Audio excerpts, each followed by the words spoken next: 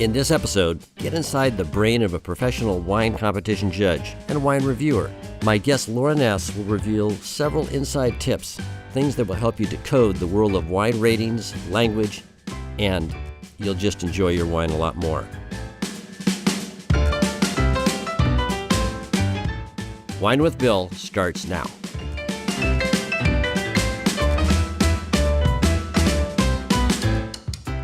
Welcome to Wine with Bill. I'm Bill.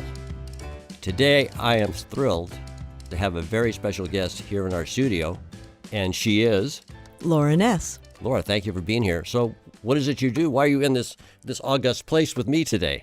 I am a freelance wine writer and wine judge and wine lover for very many years, and some of you may know me from reading Gatos Magazine or Los Gatos Weekly or the San Jose Mercury News.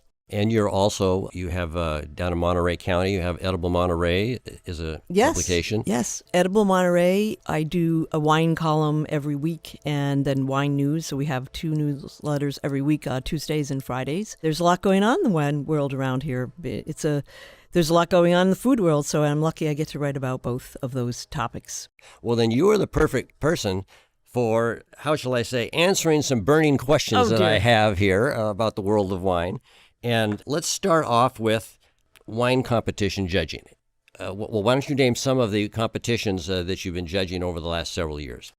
I started out with the Mendocino wine competition, which is one of the oldest wine competitions. Also Jerry Mead, which was down south in Orange County. And for about the last 7 years, I've been judging the San Francisco Chronicle competition, which is the largest one. I've judged the Indy International one, which is huge, and that takes place in Indianapolis. And then many local ones that are held in Santa Rosa, the women's wine competition, where it's all women judges, which is really fun, and the Harvest Challenge, which I'm going to be doing next week.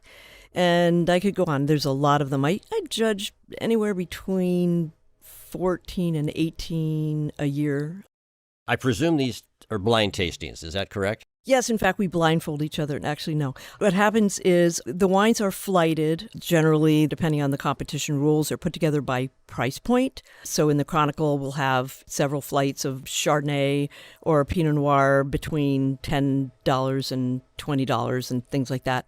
And they're presented usually between 6 and 8 per flight, and the judges all go through them. The only thing we know about the wines is the vintage and sometimes where it's produced and the price point, if the competition is based on price point. And then we go through the flight and we write our own notes. We evaluate the wine, so we have some ground rules, and we discuss the wines and we'll give the wine a rating. Usually there's no bloodshed. Usually the judges are amenable, and you always have the opportunity to talk a wine up if you think it deserves something more than the panel mates do. But generally, people are pretty concurrent. Take me through the physical steps. What do you look at? Do you look at the wine? Yeah. Do you its body? Do you swirl? What do you do? All of the above. What you start looking at the glasses, and rosé is my absolute favorite as an example of color and how important color and clarity are.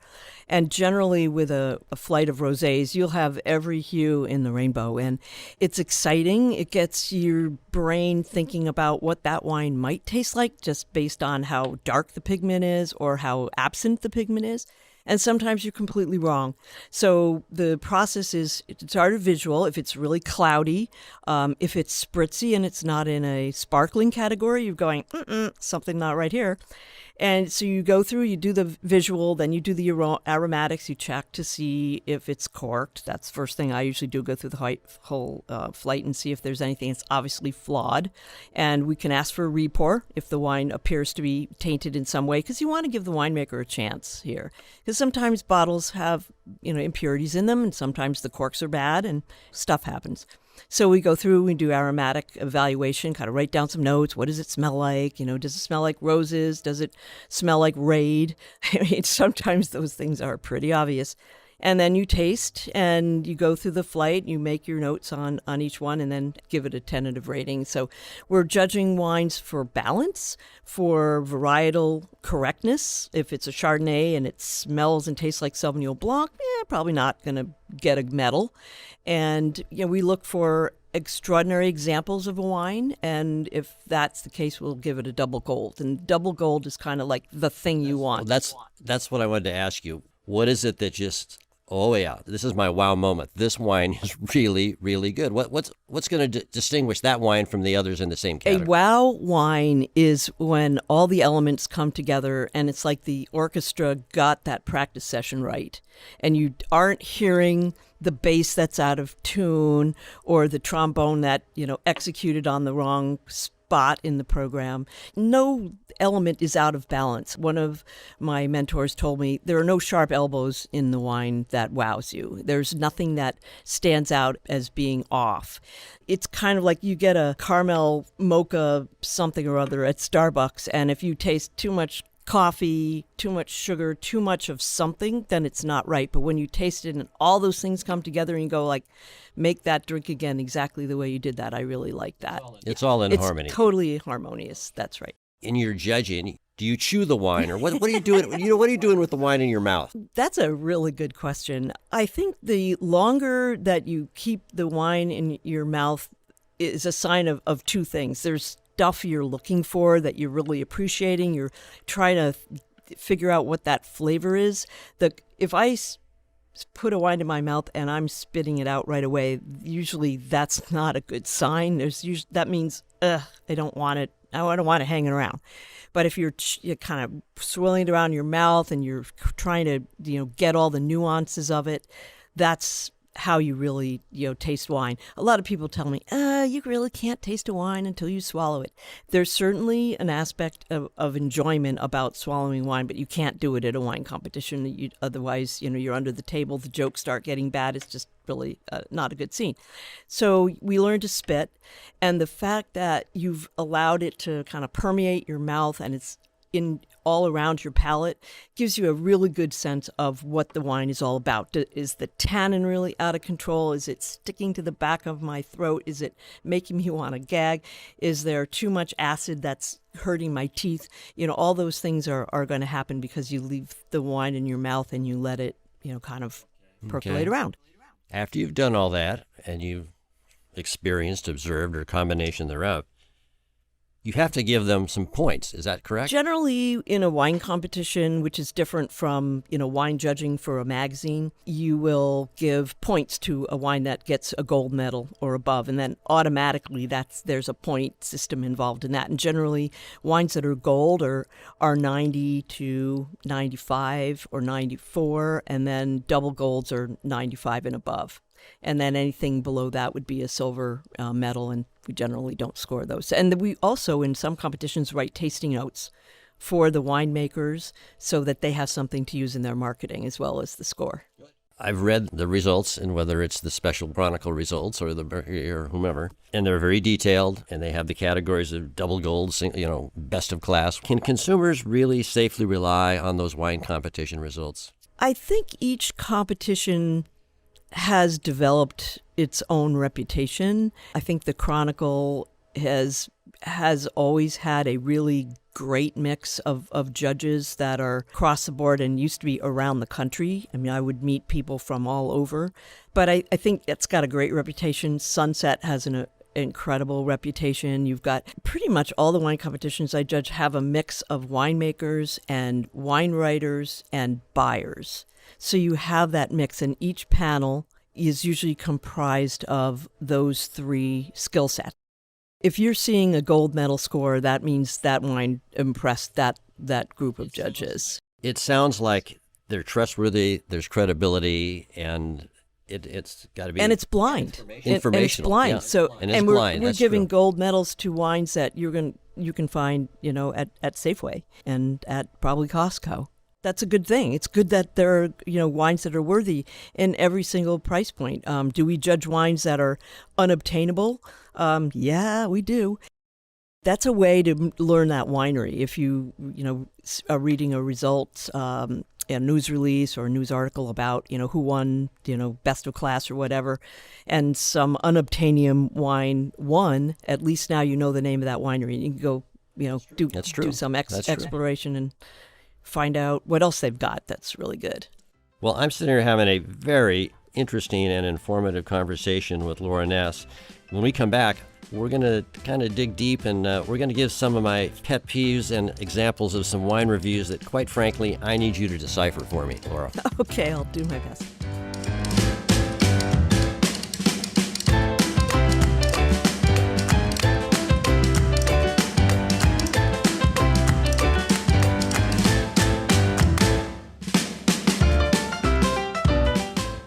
I know in your articles for various publications, you review several wines. I love your reviews because you tell a little bit about the winery, you describe the wine, what it goes with, what it pairs with, and why somebody should buy it and experience it and try it.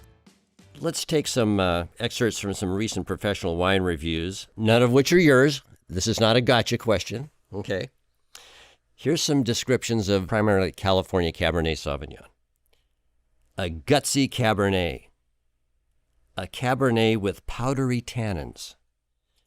A spunky red that's well structured and polished. Help me out here. So gutsy would mean that when you put it in your mouth, it attacks your palate. It doesn't just sit there flaccidly. There's something energetic going on with that. Powdery tannins. Oh, tannins are like one of the things I love to talk about because in many Cabernets, they're very powerful and they're big and they're more gravelly. They're kind of difficult to love. Almost rough. Yeah, right. Exactly like sawdust. And powdery, it means it's a little bit maybe heavier flakiness than the Rutherford dust that everyone likes to talk about from the Rutherford, region of Napa. And the kind of gradations, granularity of tannin can give people an understanding of that's going to work for me or that's definitely not going to work for me. So I like it when a reviewer will describe what the tannins are like, especially in a Cabernet. Yep. And that's obviously and wants to be in balance with the fruit aspect of wine. Absolutely, absolutely. There are people that really love those big, gravelly, powerful, thick Cabernets from Napa, and they've established a reputation for that. And then there are the more nuanced, elegant. Tannin is very polished. Polished is another word I like to use. I really think of river rock, and how nice and smooth it is. And when that Cabernet hits my palate and it's like that rather than gravelly or sawdust or sandpaper, that's exciting. When it has fruit and aromatics, it's got that leather and you feel like you're walking into like an old men's club. I love that smell in Cabernet and Merlot and in the Bordeaux blends. So yeah, I love reading wine reviews from a whole spectrum of writers because we all have a little bag of words that we really like to throw around. Okay. Next varietal, Pinot Noir, close to my heart. We're sitting in the Santa Cruz Mountains AVA here. And I'm going to read these, and you're going to say, well, why is Bill asking me this? And I'll explain it. Okay, Pinot Noir. This intense red. A perky red. Now, it's a medium-bodied wine, correct? Mostly, yes. And to me, these words just seem a little out of character in describing Pinot Noir. So again, it's terroir. It's where did that fruit come from? Where, what's the sort of provenance of that wine? And in the intense Pinots tend to be the ones that are pretty dark in color, and they have perhaps a little more tannin than those lighter, more ethereal style. I think Pinot Noir is one of those things that's super hard to pin down. And I will be honest and say I love most of the Pinots in the Santa Cruz Mountains seem to have that more bright red fruit, strawberries and raspberries, and a lot of that is very the coastal. The more you go inland, the warmer the climate that the Pinot's coming from, the darker the fruit, the more intense. Like on the summit, those Pinots are not delicate. They are not dancing on your tongue. They are making quite an impact, and therefore, that intensity really shows through. So Pinot can be very savory. It can be almost not fruity at all. You're like tasting a Sonoma Coast Pinot from a really cool area and saying, what fruit is that? And maybe it's cranberry, some kind of barberry, but there's no cherry, there's no raspberry, and it will have a lot of savory elements, and you'll come back to it after 10 or 15 minutes, and then that little bit of fruit kind of comes out from under its fern and its mushroom and its forest floor and says, oh yeah, by the way, yeah, I'm here. But you have to be very aware of where the wine comes from. And I love to taste wines that have a place signature in them. And that's, I think, really the beauty and the fun of wine tasting is when you know where it came from. If Merlot hasn't bounced back from the 2000 film Sideways, did Pinot just take off? Was that really when, like the stock market, it just kept going up and up? That's a one-movie murder mystery right there. I'm afraid that the attempts to revive Merlot have been a little bit less than successful, but it's certainly not dead yet. And we have some wonderful Merlot here in the Santa Cruz Mountains. In particular, I'll give you one. There's a winery here at Perucci Family Vineyards right here in Los Gatos off Kennedy Road. And they have Cabernet and they have Cabernet Franc. They make a great estate wine, but their Merlot is from the Regan Vineyard over in Corralitos, and it's fantastic. People shouldn't give up on Merlot. It does take a little bit to get it really ripe here because it's more of a Pinot and Chardonnay climate, but in those spots where it's planted, where it can get ripe, it's just a beautiful, beautiful wine. All right, next varietal, Chardonnay. This is a California Chardonnay. If you can guess the actual maker of this Chardonnay, you're not only very good, but I'll buy you a bottle of it. Okay? Okay. There's toasty richness to the concentrated apple pastry and pear tart flavors, backed by crunchy acidity. What the heck is crunchy acidity? Wow, that's a good one. I've used that word before, and I hear it a lot among my wine judging peers, when I'm sitting around the table going through Chardonnays. And generally, that means it's got body. It doesn't flow smoothly across the palate and disappear. It remains and it tingles your mouth, that crunchiness. It's like you're chewing on a skin of something, like you bit into an apple. That is a hallmark of a wine that may have come from a coastal region where the acidity is pretty prominent. And then the apple pastry part is definitely oak. All those biscuity cinnamon and nutmeg and butter and toast, those are generally coming from wood. Okay, good. All right, last varietal, and I like it, German Riesling. Off dry, but with a breezy edge for balance. So off dry means that it's got a bit of sweetness. So there's a residual sugar component here. And most people, I think, still believe that just generic use of word Riesling means that there's going to be some sweetness to it. So they're often very surprised when they taste a Riesling made from some of the older vineyards in the Monterey area, Wers and Enns and Soleto, and places that have this really chalky mineral soil that's great for Riesling, but they're not sweet. So that the description that you read is that the breezy acidity gives it that cleanness that whisks that sugar off your palate. And if there's no acid to kind of clean the palate off, you're just left with that essence of sweetness on the finish. And don't get me wrong, a lot of people love that, which is why it's such a very, very popular category of wine. Well, I am learning more and more here. I hope I don't have to take an exam, but I think I would ace it with you here, Laura, from what you've learned. When we come back, we've already kind of briefly touched on it, but we're going to talk specifically about the Santa Cruz Mountains AVA. What are some of their high points, and maybe if they have any low points? What areas does it involve? And maybe get a recommendation of some really must-try wines from the Santa Cruz AVA here. Okay? You bet.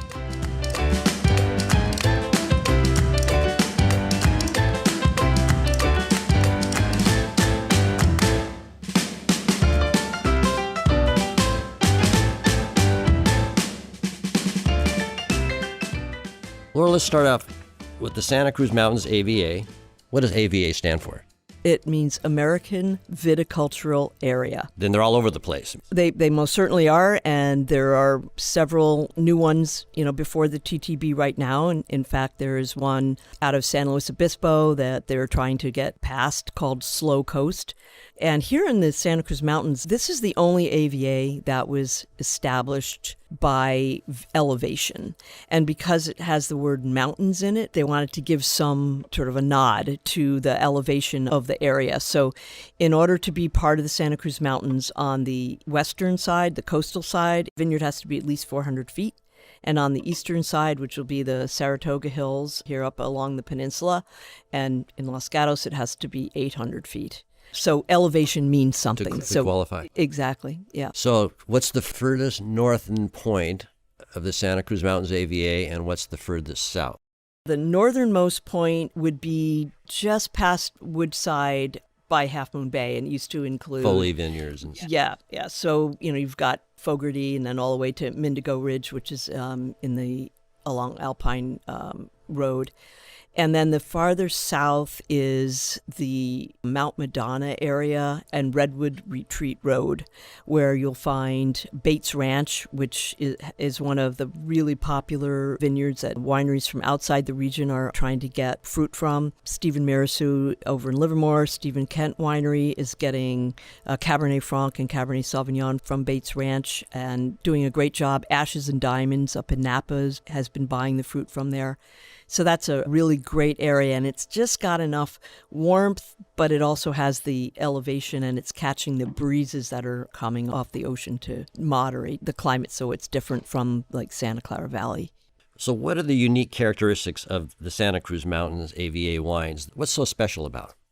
I think what's special is that each vineyard in the mountains is on its own mountain. I mean, that's really special. There are a few that are more like rolling hills, but like Zayani Vineyard is this windy road to get to this little vineyard, and it's just a gem. Most of them are small.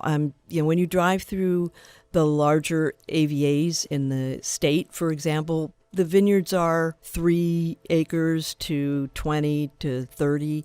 In the Santa Cruz Mountains, most of them are 2 acres or less, and there's quite a few of them. Marty Mathis, Catherine Kennedy, makes a wonderful Cabernet blend called Small Lot Cabernet, and it's from all these little hobby vineyards. So we have a lot of money in the area, especially along the peninsula, and a lot of people have backyard vineyards. So there's a lot of that small vineyard and steep vineyard. That's another characteristic, I think, of our area, is that many of the vineyards are like Savannah Chanel or Burrell School. They're pretty steep and hard to farm on a tractor. Many individuals, have planted oddball varieties, which makes it really fun. Up on Skyline, there's the Ascona Vineyard, and Ken Swegels, who is one of the local viticulturists, has planted Aligote, which is very unusual, but it's working out really well, and he's trying to install that at the little backyard vineyards that he's managing. It's exciting because it's a huge area, but the vineyard acreage is very small, and the vineyards are very small.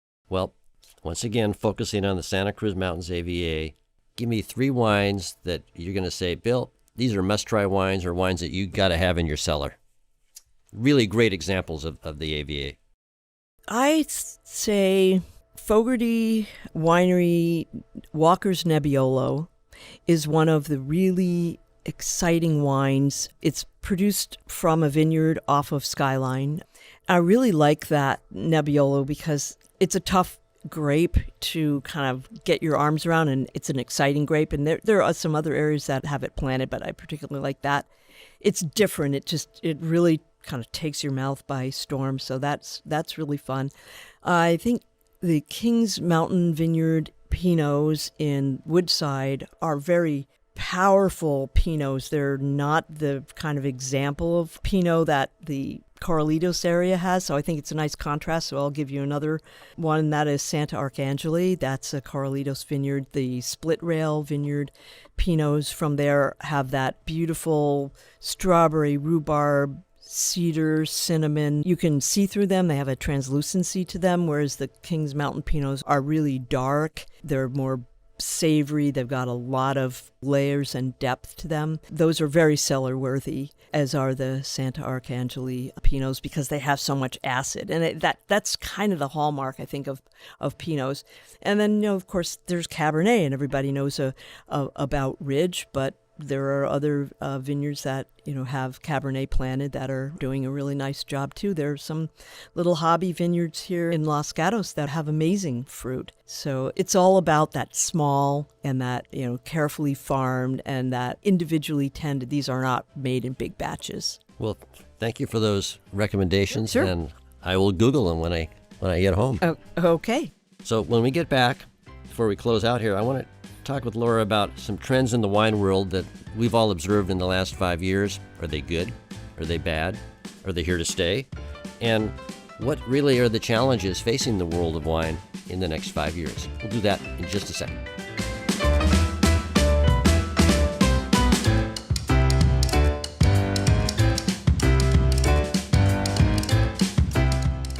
So, Laura, let's talk about some trends that I think we both observed and we've talked about informally. Let's start off with, I think, a really good trend: women winemakers and women winery owners. And this is not just local, this is international as well. Absolutely. In California, I think it's like 30% of the winemakers are women. I could be wrong, should really look at that. But in the mountains here, in the Santa Cruz Mountains, we have a couple of very exciting women winemakers, but more and more are coming through the ranks. I think the personality of the winemaker really shows through in the wine. And it's exciting to me to be able to taste wines from a vineyard that are made by women and men and taste the difference in the way that they are executed. Maybe I'm overgeneralizing, but I really get the sense that women winemakers want to have a really pristine encapsulation of the vineyard, and they tend to really let the fruit shine. They tend not to use as much maybe oak, maybe not as much extraction, but everybody wants to make a statement with their wine. And I have a friend who makes some beautiful Sonoma Coast wine and some Napa Cabernet, and you can taste that it wasn't made by someone with a heavy hand.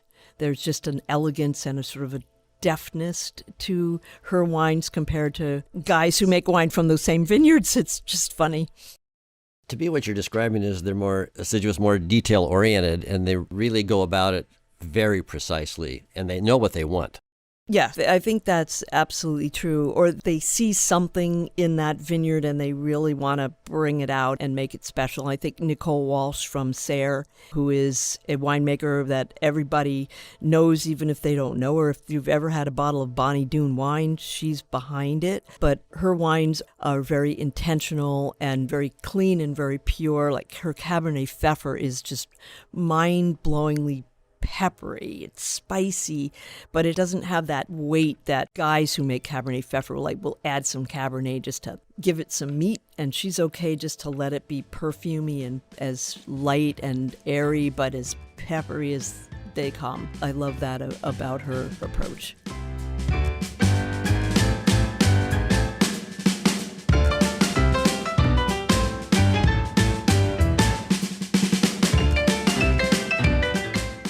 Another trend that I think we both observed, and I think it's a very good one, is the lesser-known varietals of wine are now becoming more prominent, and they're becoming the new stars.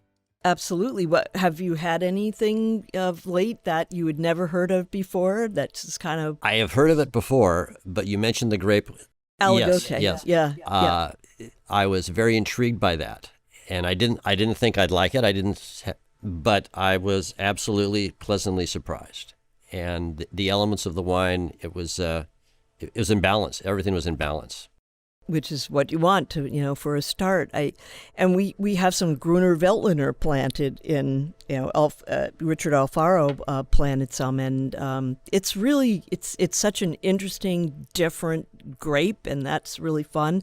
Reese is another one of our backyard gems up on Skyline and Route 9, just not too far from that intersection, and they've got a number of really amazing vineyards that are very coastal influenced. They have some Italian varieties that they're experimenting with, and Caricante is one of them. I think you're going to hear more of that. It's very refreshing and clean, and I think it's nice to have an alternative white to Chardonnay, which is why Aligote is a good example. And then they used to be, these current varietals that are the hit stars were just used to be blending wines. Yeah, right, exactly. That's how they got their start, so to speak. Mm-hmm. Exactly. I think you're going to see a lot more Grenache. It's a no-brainer because you can do so much with it. You can make a rosé, you can make a sparkling rosé, you can, have it all by itself. You can blend it with Mourvedre or Syrah. There's a renewed focus on Cabernet Franc, which I think is very exciting because Cabernet Franc has that aromatic of roses and raspberry perfume and cedar, pine. It's got this green element that is very intriguing. For some people, it might be a little too much green. I love it. And there's a bit of Cabernet Franc grown in the Santa Cruz Mountains. There's probably going to be more planted. Livermore is really talking about Cabernet Franc, making that the AVA grape, which is exciting. If we were to try and do that in the Santa Cruz Mountains, I mean, everyone's sort of pinned Pinot Noir on us. But I think Chardonnay here is so different from Chardonnay elsewhere that deserves more exploration, and there's a lot more sort of careful study that's being done on Chardonnay and how much oak do you put on it and what we can do with it if we pick it a little earlier than normal, just to see, how that might turn out. And just stainless steel, no oak at all. Even better, another wine to put on your list to try is Beauregard's Chardonnay that is done in concrete egg. Ryan Beauregard also makes a Pinot Noir done in a concrete egg, and there's something about the shape of that egg rather than the concrete tank, which has been used for many years, that allows a gentle fermentation that kind of cycles around itself, and you don't need to beat the grapes up to get them to mix up during fermentation. And they have a really soft, satiny edge to them from the concrete, and no oak at all. So you're just tasting this pure, unadulterated fruit. And that is just an amazing expression to me. So that's what fun. exposes and accentuates. Yeah. Try Chardonnay that's done in steel, Chardonnay that's done in neutral oak, Chardonnay that's done in 100% new French oak, in concrete tank, in concrete egg. If you could try a Chardonnay that was made by the same winemaker in all of those vessels, you would be blown away at how different they taste. And we've come a long way from the Chardonnay of California in the 1980s. It is still with us, that Fetzer Sundial Chardonnay that started it all. And you know what the secret to that Chardonnay was? That was a stuck fermentation. And they were freaking out. What do we do? It's not finished, which means there's a lot of sugar. And the winemaker who took over said, we're just going to leave that sugar in there. And it became a huge hit. And so that's kind of been the method that's been used in those very popular wines.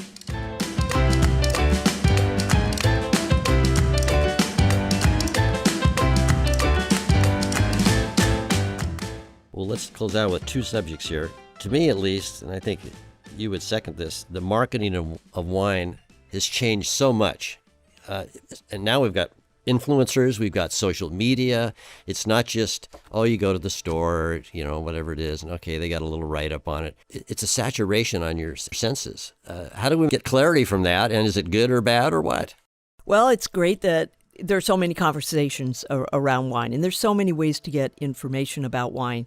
And in the last year, I think a good thing happened with the pandemic in that wine became accessible to people all over the country via Zoom and via sample kits. And the whole idea of wineries being able to send you a little 2-ounce or 4-ounce or, whatever.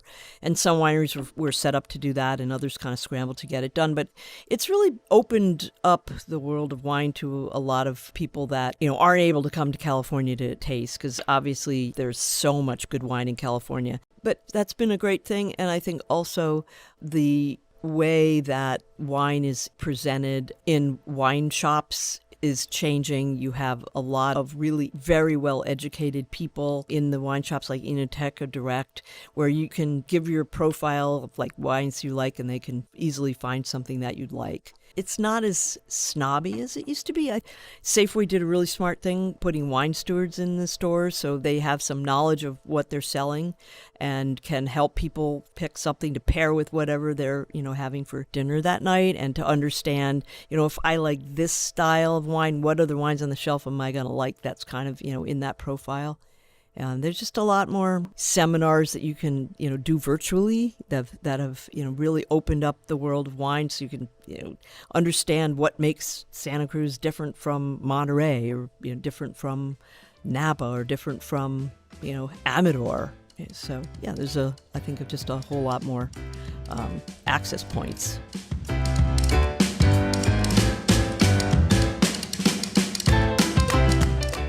Final question. Where will the wine world be in 5 years, or what are their challenges? Everything from weather to socioeconomic issues.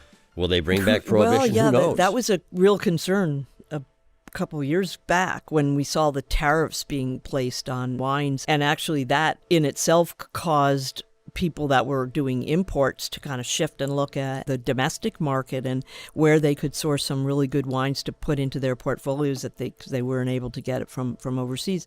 The biggest challenge is the climate, the warming climate, the excessive droughts, the wildfires. I mean, 2020 really impacted the Santa Cruz Mountains in a very big way. There were some wineries that were able to harvest and do okay, but some crops were a complete and total loss. There were wineries that had vineyards damaged heavily. Bradley Brown, Big Basin Vineyards, lost his house, and if it wasn't for the vineyard, that winery would have been destroyed by that fire.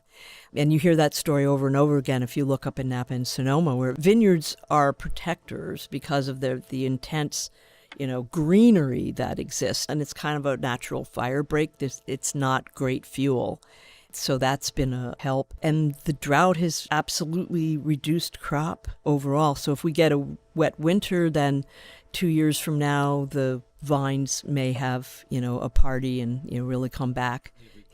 They replenish their root system, yeah. And 2021 has been fantastic for most of the regions that I've been talking to. One, just ecstatic that wildfires weren't a bigger impact. I mean, Amador did have a little bit of impact, and certainly impacted because power was out and they couldn't process. I mean, that's a big thing. It's reality. We're all dealing with it. Very critical. Very critical. Yeah. And there's a shortage of glass right now. I mean, the supply chain is definitely a big issue. And wines in cans. I think wines in cans, that's another trend that I see, and it's here to stay. Wine in cans has been around a really long time, but it's grown dramatically in just the last 5 years because of so many people putting wine in cans. And not just like the leftover wine, and people go like, put it in can. There's some very intentional winemaking going on, especially for canned, wine programs and for people to enjoy, when they're out hiking in the woods or backpacking or, going to the beach or sitting around social distancing in their neighbors' backyards. I mean, cans have become really great because you don't have to wash your glasses, right? Last year, cans were extremely popular for that.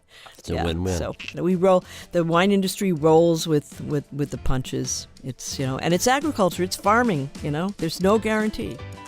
Laura Ness, thank you so much for being on the program today. This has inspired me. I think I'm going to go home and open a bottle of wine. I sure hope you do. Just don't drink it in the car on your way home.